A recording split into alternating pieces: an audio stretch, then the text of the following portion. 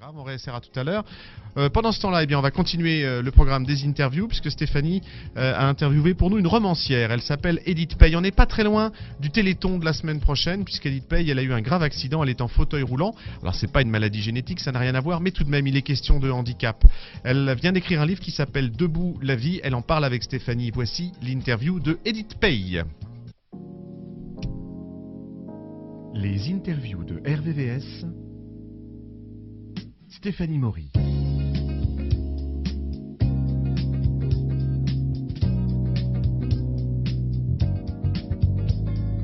C'est en classe de 5e que Edith Pey a eu un déclic pour l'écriture.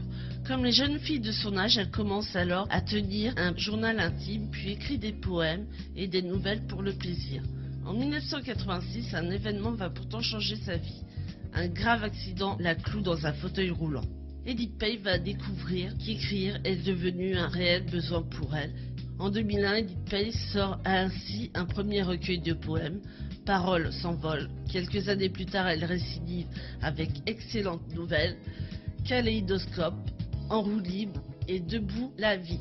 Maintes fois primée pour ses livres, cette écrivaine expérimentée et prolifique publie chez IS Éditions son nouveau roman, Un duo d'enfer, qui raconte avec beaucoup d'humour les histoires de Anouk et Stanislas, deux amis que leurs différences rapprocheront. Et tout de suite, nous allons avoir Edith Pey en interview.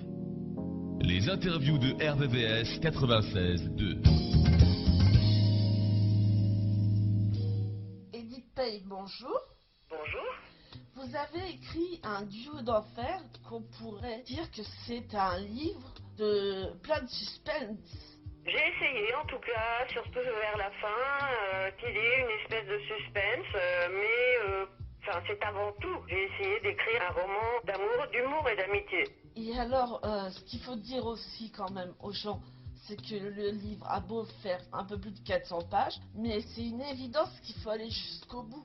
C'est pas moi qui dois le dire, mais les retours que j'en ai eus, les gens m'ont dit qu'ils s'étaient attachés au personnage, qu'ils s'attachaient au personnage et qu'une fois qu'ils l'avaient ouvert, ils n'arrivaient plus à le refermer. Exactement. J'avais hâte de connaître la suite. Oui, d'ailleurs, y aura-t-il une suite? Non. Ah. Je crois pas. Là, vous allez en décevoir plus d'un. Vous croyez? Je ne sais pas. Je me suis pas encore posé la question. Ce roman, il a pris, plus de 2 ans de ma vie, mais pour le moment, c'est pas d'actualité. Alors justement, comment est né ce roman?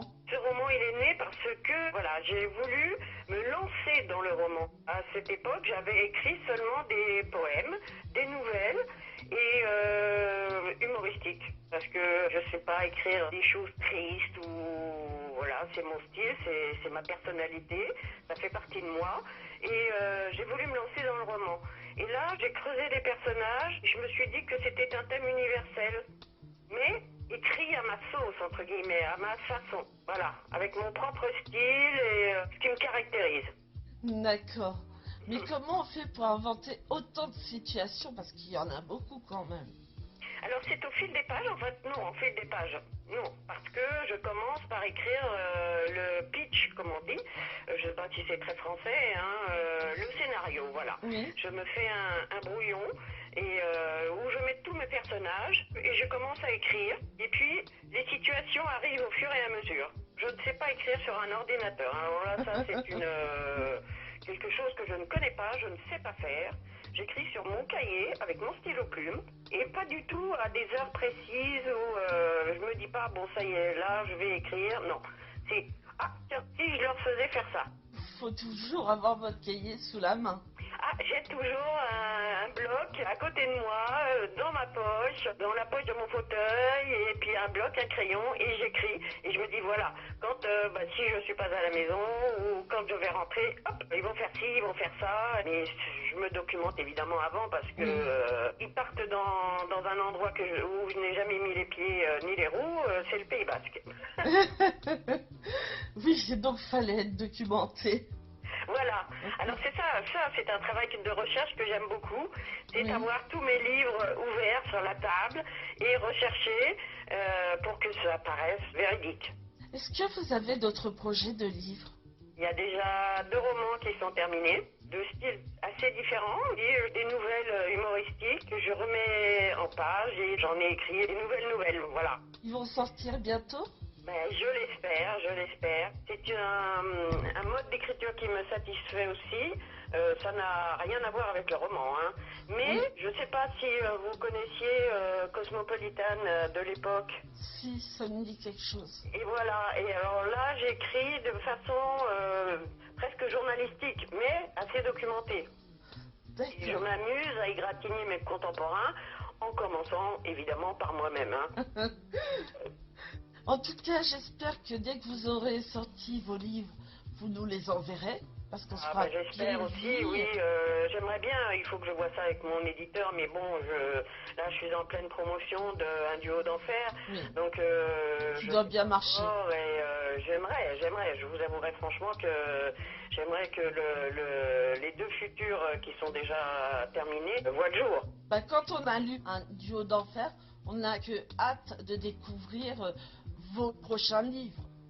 Ah bah Parce c'est gentil que ce que vous me dites, hein. vous avez une- C'est très gentil, surtout qu'un duo d'enfer a failli ne pas voir le jour. Et il y a plus d'1 an maintenant, presque 2 ans, la première maison d'édition a fait faillite, a été mise en liquidation judiciaire. Et nous étions tout un groupe à nous retrouver sur le carreau, comme on dit vulgairement. Et on s'est regroupés sur Facebook. Oui. Et j'ai créé avec une autre un groupe qui s'appelle les Libres Écrivains. Et maintenant on essaye, on s'est donné des conseils, on s'est pas laissé, parce qu'on était complètement abattus. Et donc là on a créé un site internet qui s'appelle les Libres Écrivains, où on essaye de se faire connaître du plus grand nombre. D'accord. Et ben, en tout cas, merci pour cette interview. Mais je vous en prie Stéphanie, c'était avec grand plaisir que j'aurais répondu à vos questions. Et à très bientôt sur RVVS. À très bientôt sur RVVS, à très bientôt Stéphanie. Au revoir. Au revoir. Retrouvez cette interview en écoute toute la semaine prochaine sur le site www.rvvs.fr.